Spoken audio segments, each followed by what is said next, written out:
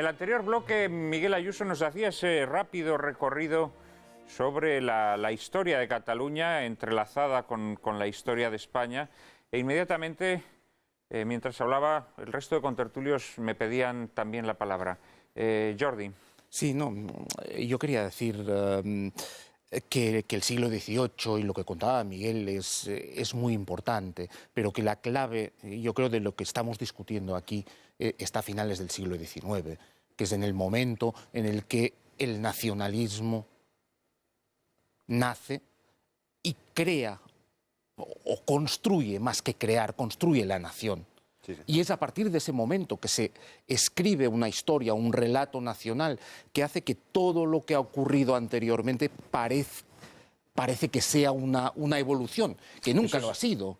Eso es una construcción de finales del siglo XIX. Y en ese momento, finales del siglo XIX, coinciden unos cuantos elementos que propician ese surgimiento del nacionalismo catalán y la construcción de una nación catalana y todo el proceso de nacionalización en sentido catalán que se produce sobre todo a principios del siglo XX, en la Segunda República y desde la transición hasta hoy.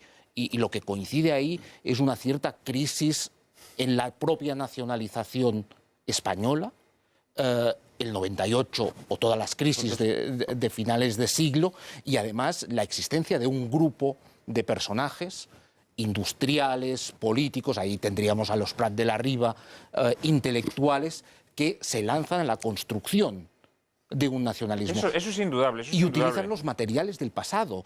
Esa historia, esa lengua, esas leyes, esos viejos fueros, pero son ellos los que cuadran todo eso. Lo que no podemos es, y yo creo que esa es la perversión, digamos, intentar como si eso fuera lógico, que la evolución necesariamente nos llevase ahí. Nos podía haber llevado a muchos otros sitios. Valencia tenía una historia también propia, una lengua particular, había pertenecido a la Corona de Aragón y no nace un nacionalismo. O Aragón, o Navarra. Por lo tanto, yo creo que finales del XIX es el gran momento para explicar por qué estamos donde estamos. En eso estamos totalmente de acuerdo. Lo que pasa es que también sí que creo que es importante que nuestros espectadores conozcan pasajes, episodios de la historia de España y catalana que indudablemente sí han dejado una huella, ¿no? Porque indudablemente el nacionalismo, como tú muy bien has dicho, a finales del siglo XIX... lo que hace es una relectura romántica de la historia catalana, introduce una serie de mitos, etcétera, etcétera. Pero también es verdad que ha habido una serie de episodios, aquella cita que yo hacía de Tirso Molina, que los catalanes han sido celosísimos en la defensa de sus privilegios a lo largo de la historia, o de sus fueros, o de sus instituciones, y sí es verdad también que yo creo que precisamente lo que se recuerda en este día en Cataluña, que es la abolición, digámoslo así, de los fueros e instituciones. Bueno, no se celebra eso, naturalmente, se recuerda la toma de Barcelona, pero evidentemente la victoria de Felipe V sí que va a traer la abolición de esos fueros o de esas instituciones que en otras partes de España sí fueron respetadas, ¿no? Y yo creo que eso sí pudo ser utilizado luego por el nacionalismo para resucitar una conciencia de agravio, ¿no? Eso sí que creo que es indudable. Sí. Vamos a ver si soy capaz de resumir un poco lo que yo creo. Efectivamente, el nacionalismo es un invento relativamente moderno del siglo XIX que surge con los movimientos románticos. Hay un nacionalismo como el catalán que sí está basado en unos criterios más o menos históricos, y hay un nacionalismo puramente inventado que es el nacionalismo vasco. Hay un librito, un opúsculo de Fray Justo Pérez de Urbel, donde demuestra palabra por palabra cómo toda la colonización del norte de Burgos y Castilla es una creación de los llamados vascones, ¿no? La reconquista, efectivamente, se hace de norte a sur, paralelamente entre, por un lado, Castilla. No existen los vascos ni los vascones. Y por otro lado, sí, la Corona de Aragón, los reyes de Aragón, que son los condes de Barcelona. hasta el punto que con el matrimonio de Jaime I, me parece que es con la hija de Alfonso X o viceversa, Murcia, que es conquistada por los catalanes, se la da a su suegro, que es Alfonso X, si mal no recuerdo, porque ellos no tenían población, que este ha sido siempre el drama de Cataluña. Cataluña, por un lado, no ha tenido población, siempre ha tenido que importar población de fuera, y después su gran drama histórico, llamémosle así, es la falta de descendencia de sus príncipes. Primero, cuando muere Martí el Jove, que es el hijo de Martín I el Humano, después de la gran victoria del Alguer, para celebrarlo y festejarlo se pasan 4 o 3 días, bueno, total, que al final vuelve en una nave con un crespón negro que le anuncian al rey que su hijo ha muerto. Se ha quedado sin descendencia. Intenta un nuevo matrimonio, y al final se produce ese patético episodio en que se le pregunta: ¿qué es, majestad, señor, lo que tenemos que hacer? Y dice, lo que tenemos que hacer es poner el tema de la sucesión en manos del Consejo de valencianos, aragoneses y catalanes para que decidan. Y él hace una especie de sonido gutural que dice «oc», que significa sí. Y sobre ese famoso «oc» se monta todo un espectáculo histórico-político que todavía en La Vanguardia se pueden leer artículos como si hubiese ocurrido anteayer, unos a favor, otros en contra del llamado compromiso de Caspe, ¿no? Y el segundo gran episodio es la muerte de Carlos II, donde Carlos II no era rey de España, era conde de Barcelona, rey de Aragón, o sea, tenía lo que se llamaba el título largo, que esto lo ha estudiado muy bien en el libro sobre la Constitución española que dirigió Óscar Alzaga, Miguel Herrero de Miñón, sobre lo que es el título corto de rey de España y el título largo. Bueno, a todo esto viene el siglo XIX. Bueno, en el siglo XVIII los principales defensores... Bueno, viene el decreto de nueva planta, que es la llamada abolición de los fueros. Es un decreto unificador de la justicia en línea con la máxima modernidad, que es la creación de la Corte de Casación en Francia, para evitar la venalidad de los jueces y la justicia, pensando que cuanto menos proximidad haya, pues mayor independencia habrá judicialmente. Y se respetan, de hecho, muchos de los otros fueros que habían en Cataluña. Hasta que la intelectualidad, lo más granado de la intelectualidad catalana, Dou, Finestras, Capmany, en el siglo XVIII, claman diciendo que España es lo que hay que abrazar. Bueno, de hecho, el primer presidente de las Cortes españolas después en Cádiz, me parece que es Lázaro Dou, que es catalán.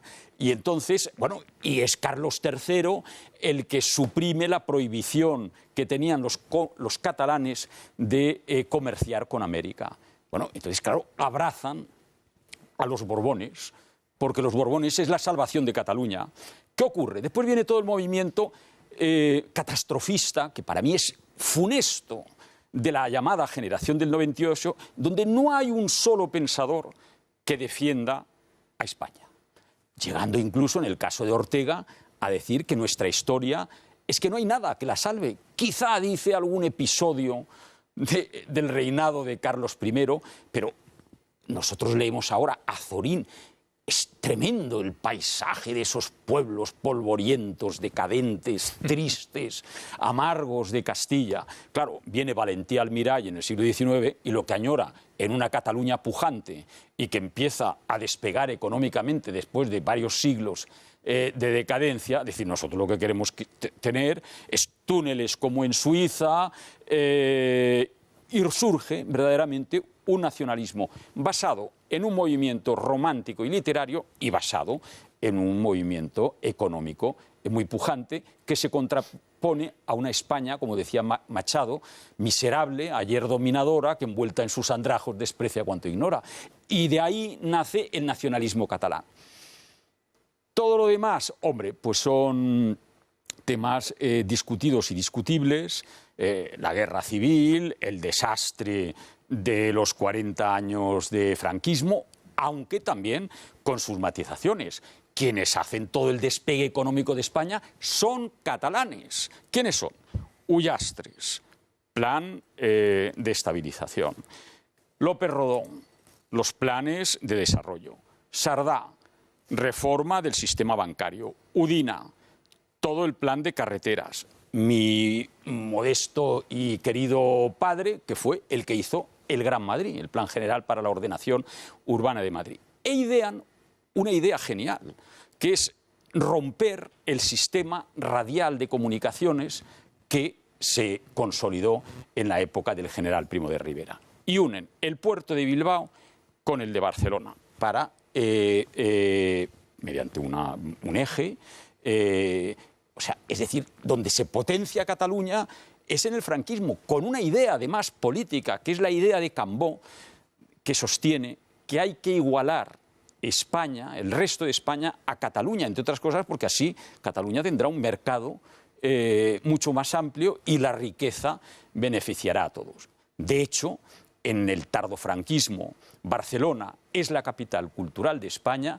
y en este momento Barcelona, aparte de un parque temático turístico interesantísimo, a lo sumo es la capital de Cataluña, pero no tiene esa pujanza cultural y esto que tuvo en su época. El nacionalismo ha sido letal para Cataluña y de ser una potencia económica no es en este momento el motor económico de España. Aparte de la crisis y todas esas historias, el motor económico de España ahora es Madrid. Vamos a ser claros, donde por cierto hay o somos 100.000 catalanes los que habitamos aquí y ninguno estamos en ningún oficio menestral, ¿eh? Todos estamos en puestos dirigentes, con lo cual, hombre, el nacionalismo catalán al extremo que se está llevando a mí me parece letal. Y yo hay cosas que sí las comprendo, o sea, el amor a Cataluña, determinadas conceptualizaciones incluso contradictorias que se hacen en la Constitución, la distinción entre naciones y nacionalidades, en fin, todo eso es encajable, ¿no? Pero después la historia va por donde va. ¿Y a dónde nos conducirá la historia? Pues yo no creo que sea viable en este momento una independencia. También dependerá de todo el futuro de Europa, del euro. En fin, la historia es algo vivo.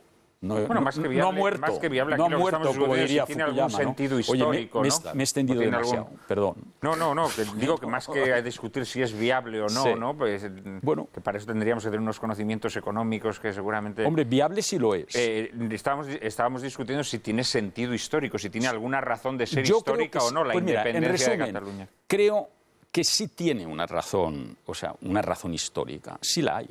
Hay una entidad catalana. Sí. Hay una lengua. A Fernando el Católico le llamaban el viejo catalán. Pero además tenía cosas caracterológicas de los catalanes y él se expresaba en catalán. En el franquismo, todos estos que hicieron las reformas económicas, todas las hicieron en catalán, ¿eh? Con independencia de la repercusión del catalán. Claro que Jorge ha dicho que sí tiene un sentido histórico la independencia de Cataluña. Hombre, lo has dicho tú, ¿eh? Lo has dicho tú. Yo no sé si ahora alguno de estos mitos te quiere rebatir. Sentido histórico sí lo tiene. Otra cosa es que no sea realista, pero sentido histórico... Primero Xavier y luego Miguel.